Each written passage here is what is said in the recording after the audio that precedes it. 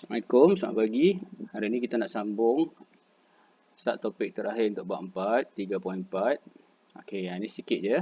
Proses penyerapan dan pengangkutan hasil pencernaan serta penyahtinjaan. Okey, sebelum tu kamu kena faham balik bahagian pencernaan. 3.3 kita dah belajar dah detail apa itu pencernaan. Okey, so kita nak belajar kat sini.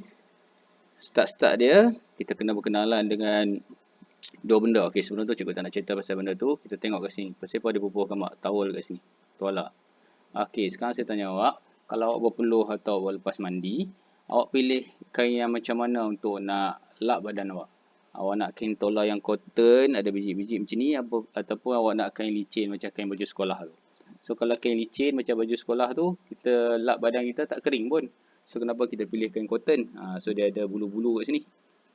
So, sama juga, inilah yang berlaku yang wujud dalam usus kita, usus kecil. So, kalau siapa suka makan sate perut ke sup perut kan, so dia tengok perut lembu tu, so dia ada macam berbulu-bulu-bulu macam ni. So, itu ada fungsi dia. So, kita nak belajar. So, cuba anda perhatikan unjuran. Ni kita panggil unjuran benang. So, yang ini kita panggil, perkataan baru kita nak belajar hari ini, vilus. Bukan virus, virus. Vilus. Okey, vilus ni yang biji-biji ni lah. Okey, biji-biji kat sini.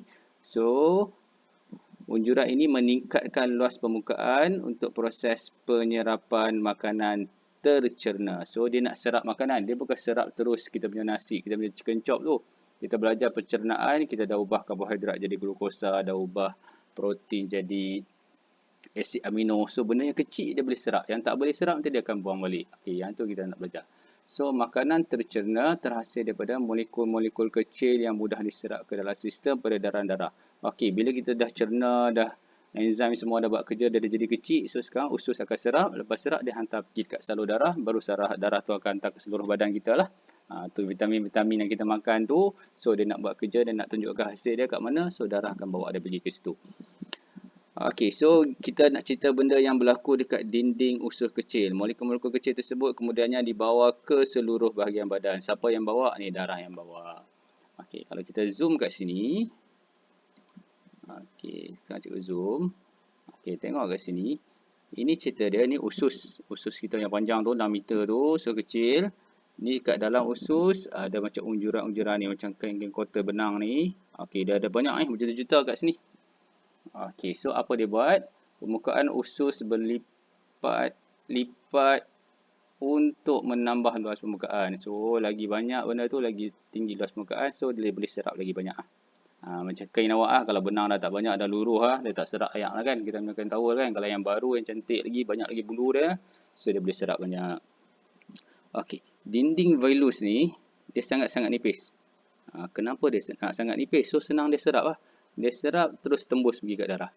Kalau dia tebal nak tembus dia pun lambat. Dan makanan tu cayak dulu kan. Okey, setebal satu sel sahaja untuk meningkatkan kadar penyerapan. Satu sel ni lebih kurang macam kulit bawang. Awak kupas bawang tu, awak keluar kulit dia luas tu, kita nampak transparent, nampak belah sana tu. Itu kita kata setebal satu sel sahaja. So, dia serap terus tembus pergi sini. Okey, kita dah zoom usus, kita tengok benda ni. Sekarang kita zoom benda ni pula. Kita zoom benda ni, so kita akan nampak dia macam ni. Macam ni. So, ini dinding yang setebal satu sel ni, nampak ada satu je ni. Tak ada lagi tindan kat atas dia, so dia nipis sangat. So, bila makanan serap, nutrien yang bersaiz kecil sahaja, yang saiz besar tak boleh masuk. Okey, so makanan yang saiz besar tadi, tak boleh tembus Tak boleh tembus. So, yang kecil-kecil je tembus.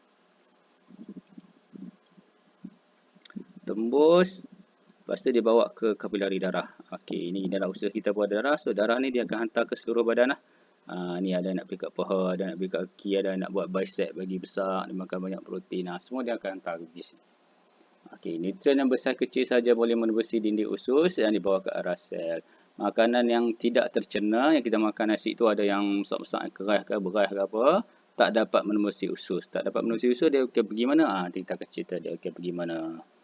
Okey, so proses dia senang kan? Dia serap. Sebab apa dia nipis? Nipis sebab dia senang tembus sampai ke kapilari darah. Kapilari darah akan bawa kita punya zat-zat tu pergi ke bahagian badan yang kita perlukan lah. Okey, itu fungsi dalam usus kecil. Okey, kita ada satu eksperimen untuk nak menunjukkan yang ni seolah-olah kita punya usus kecil lah. Apa yang boleh serap, apa dia tak boleh serap, apa boleh buang. So, eksperimen ni kalau balik sekolah nanti ada masa kita buat. Okay, nanti cikgu akan bagi satu link YouTube. Awak tengok ada cikgu sekolah lain dia dah tunjuk anak murid dia buat macam mana lah. Okey, harap-harap kita sempat buat lah best eksperimen ni. Okey, dah serap, dia nak angkut pergi mana? Dia nak angkut pergi mana pula? Proses pengangkutan hasil pencernaan. Okey, makanan yang telah dicerna diserap ke dalam vilus, perlu sampai ke sel badan. Tidak kalau tak semua simpan dalam perut je. Okey, dia nak pergi buat awak punya bicep kan, nak pergi nampak maskulin sikit. Molekul yang telah diserap dalam vilus akan mengalami asimilasi. Okey, ini perkataan yang kita nak belajar. Asimilasi. Apa dia asimilasi? Pengagihan hasil akhir pencernaan bagi kegunaan sel-sel badan kita. Okey, dia nak pergi mana makanan yang kita makan tu. Kalau protein lah, dia nak hantar pergi mana. Karbohidrat, dia nak hantar pergi mana. Vitamin, bagaimana yang perlu, bagaimana yang tak perlu. So, badan kita memang bijak. Badan kita menggunakan hasil akhir pencernaan seperti berikut. Okey, kalau glukosa ni hasil daripada karbohidrat yang kita makan tu, makan nasi, untuk menghasilkan tenaga dalam proses respirasi. Okey, proses respirasi, tahu proses respirasi? Tak payah ulang lah pada.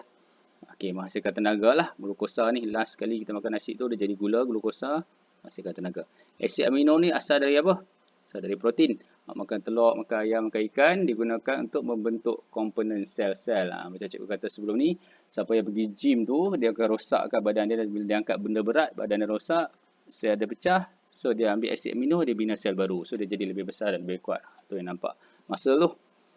Okey, asid lemak dan gliserol, hasil kita makan, dia dah lalu enzim semua, dia dah pecah-pecah jadi asid lemak dan gliserol, dia bergabung membentuk lemak. Lemak ni macam cikgu kata ada dua jenis, ada yang bagus, ada yang tak bagus.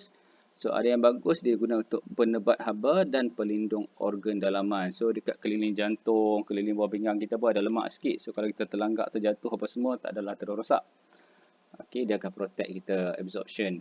Okey, so yang ni cerita asimilasi lah, hasil pencernaan kita bagaimana. So, kena tahu gula bagaimana, asid amino bagaimana, asid lemak bagaimana, apa fungsi dia. Kita juga dah belajar. Okey, ketiga-tiga sistem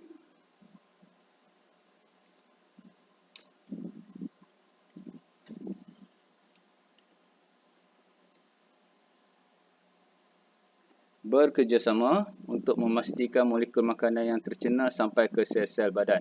Okey, kita nak tahu benda ni sampai ke sel badan ke ataupun kita makan tu hilang macam tu je. So, taklah. So, mula-mula lepas kita makan, dia masuk mulut. So, kita panggil benda tu sistem pencernaan. 3.3 kita dah belajar sistem pencernaan. So, sistem pencernaan dia buat apa? Dia pecahkan daripada besar jadi kecil lah. Pecah partikel makanan, daripada chicken chop, pecah-pecah jadi asid lemak, jadi asid amino, jadi glukosa. Okey, molekul kecil dan ringkas supaya boleh diserap dalam vilus. So, baru kita punya usus boleh serap. Bila dia serap, dia buat apa? Dia hantar pergi kat sistem darah.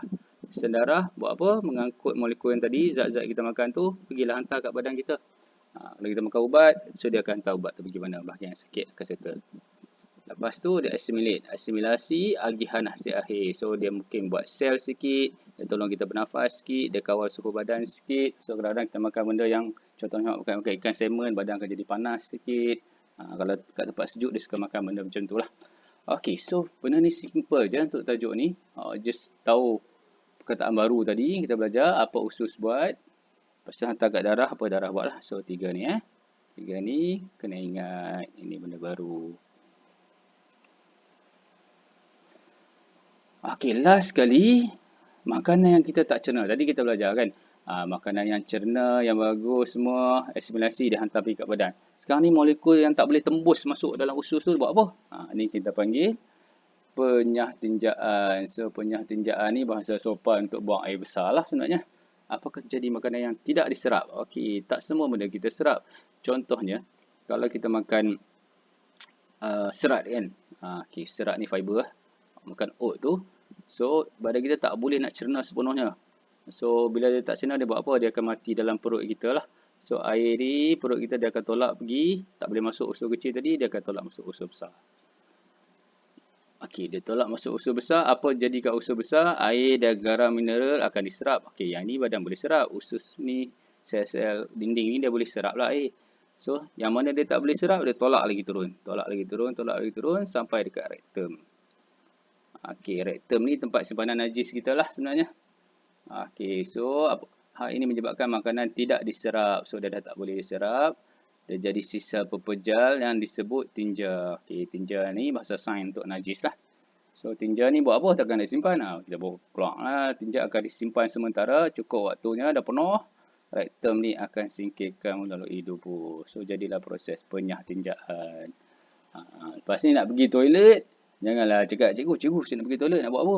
Saya nak penyah tinjaan. Oh, penat cikgu tu nak fikir. Kalau cikgu sains tak apa lah. Kalau bukan cikgu sains, dia tahan merepek apa. Okay, so guna bahasa yang senang. So, proses penyah tinjaan ni hasil yang tak habis. Yang badan dah tak boleh serap, dah tak boleh nak cerna, tak boleh enzim pun tak boleh buat kerja, dia hantarlah pergi kat bawah. Ni pun dia simpan sat, dia tak boleh nak simpan, dia buang. Okey. So, benda mudah. Okey, last sekali. Nah, dah habis pun. Muka surat 72 ni awak punya kerja lah. Okey, cuba buat benda ni. Nanti dah buka sekolah nanti, kita bincang sama-sama lah. Kalau cikgu bincang kat sini pun, tak ramai yang berpeluang tengok. So, benda je senang je. Cadangan semua dah ada jawapan dalam buku teks. Sebab tu cikgu ajar guna buku teks lah. Okey, dia tinggal di kawasan Arktik, suhu negatif 40, negatif 40, kosong pun ais dah beku ni, bawah lagi kosong. Apa makanan perlu diambil? So, kita nak cari makanan untuk dia panaskan badan dia lah. Berikan alasan. Sistem pencernaan, so awak label kat mana sistem pencernaan berlaku. Tak payah nak lukis balik gambar rajah ni pun tak apa, jawab je kat sini. Okay, so tu saja, good luck. So next class kita nak bagi bab baru lah, bab 4. So bab 3 ni bab yang menyeronokkan lah, cerita pasal badan kita. Okay, terima kasih.